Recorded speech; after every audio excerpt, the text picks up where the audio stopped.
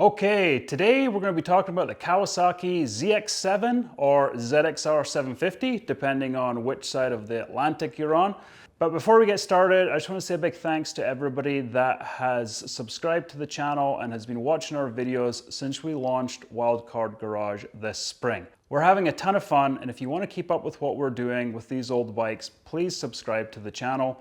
It doesn't cost you anything as a viewer, but it will help us out quite a bit, especially long term, to keep creating this content. There should be a little button around here somewhere, and you can click on it and you'll be notified of future videos when we post them. Okay, Kawasaki ZX7. This is a very special motorcycle, absolutely legendary. It won a ton of races, and I know that this bike meant a lot to a lot of people all around the world. I'm very excited about it, and I'm really excited to share my story.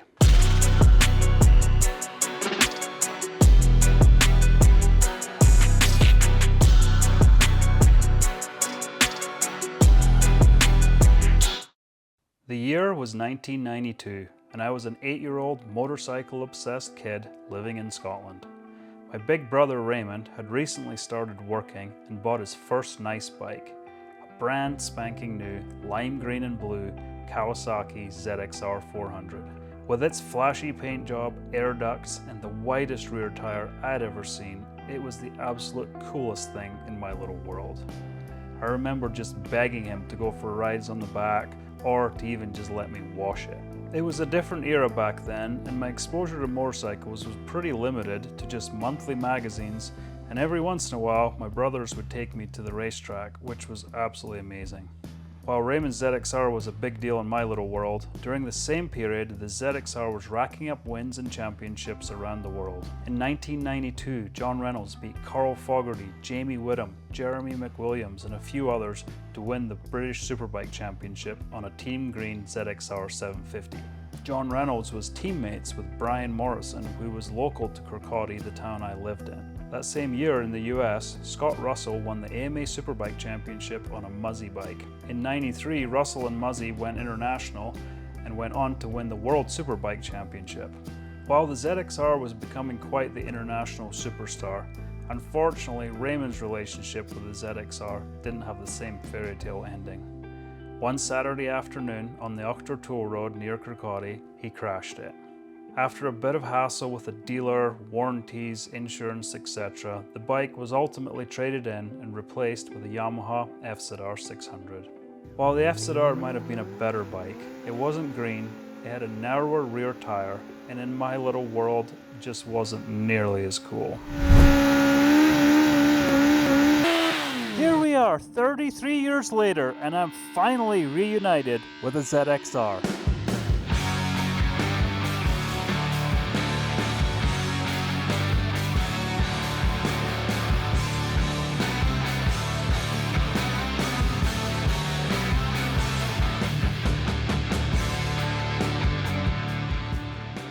So I originally found this bike when I was up in British Columbia earlier this summer visiting Carl Kuster, and we went to Dream Cycle in Sorrento, BC.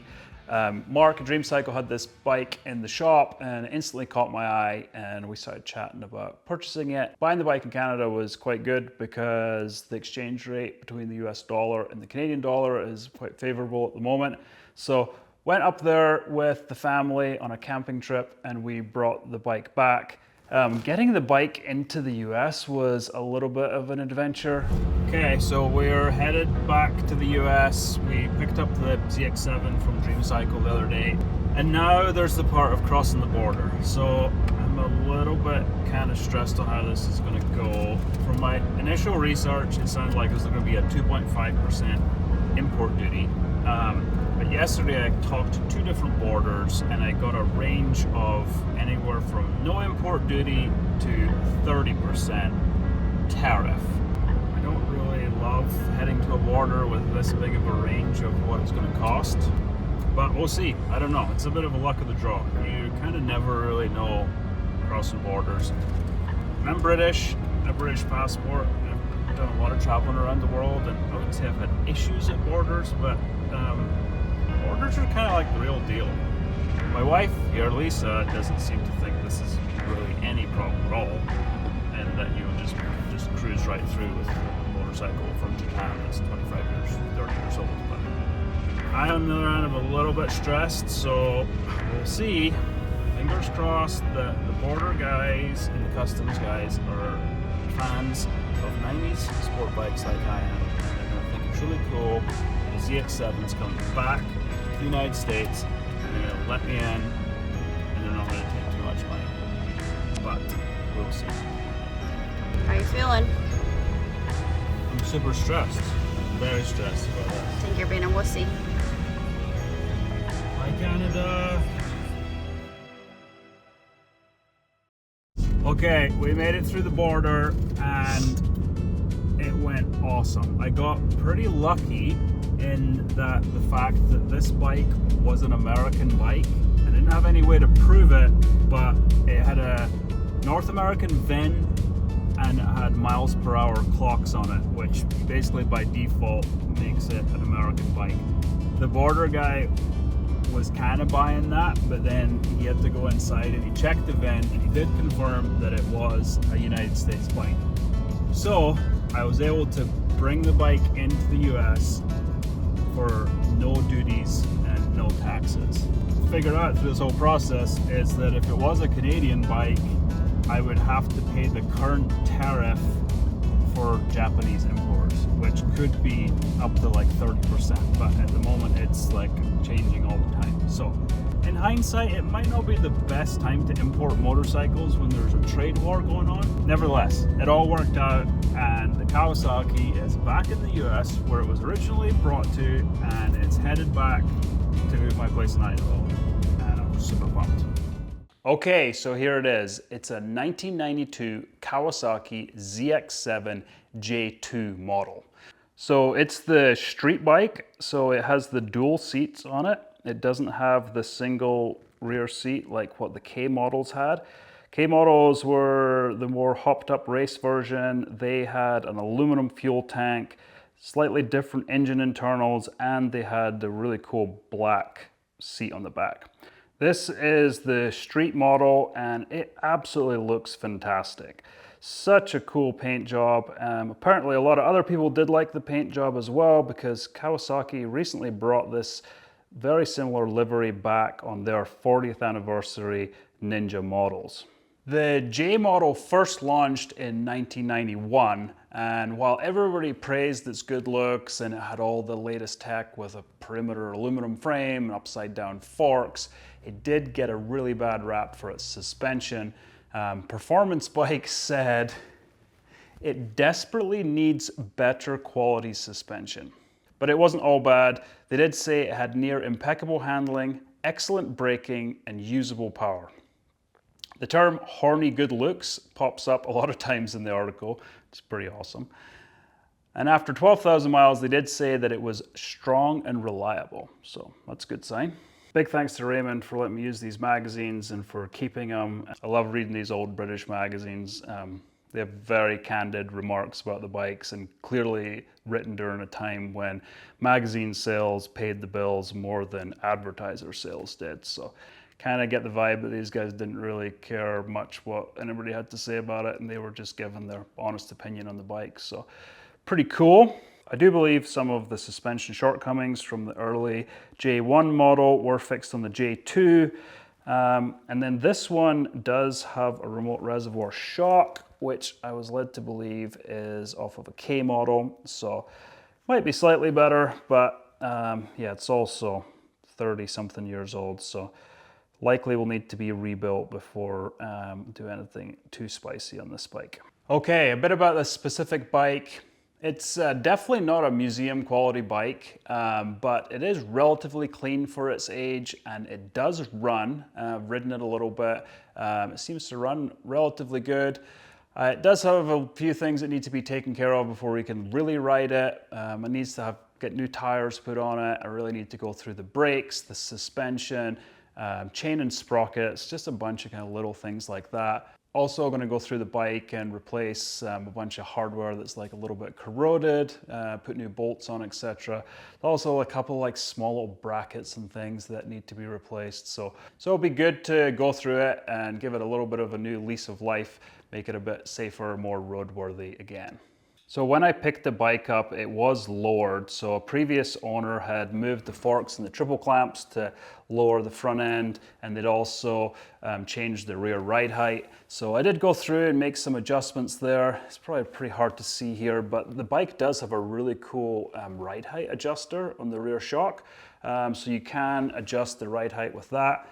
So we did get the bike a bit more balanced out. I need to go into a bit more detail and get all the geometry of it correct, but it is sitting a lot better than it did when I bought it. Previous owner had gone through and polished the frame, swing arm, and the front forks, and a few other little pieces on the bike. A little bit on the fence with that. It is a really cool look, kind of reminds me of this bike should be parked outside a Daytona basking in the sun as Scott Russell is winning on muzzy prepped bikes with polished frames. But then there's the British side where John Reynolds and Brian Morrison did not have polished frames. They were on painted frames in rainy, salty Scotland. So a little bit undecided on what to do with that. I think a good middle ground would be to brush the frame, so kind of dull it down a little bit but give it a nice finish. The other alternative, painting, would mean that the bike would have to come completely apart, and I'm not really sure that I want to go that deep into this bike. One thing I have learned a little bit the hard way with these bikes is that it's very tempting to take them completely apart and start going through them bit by bit.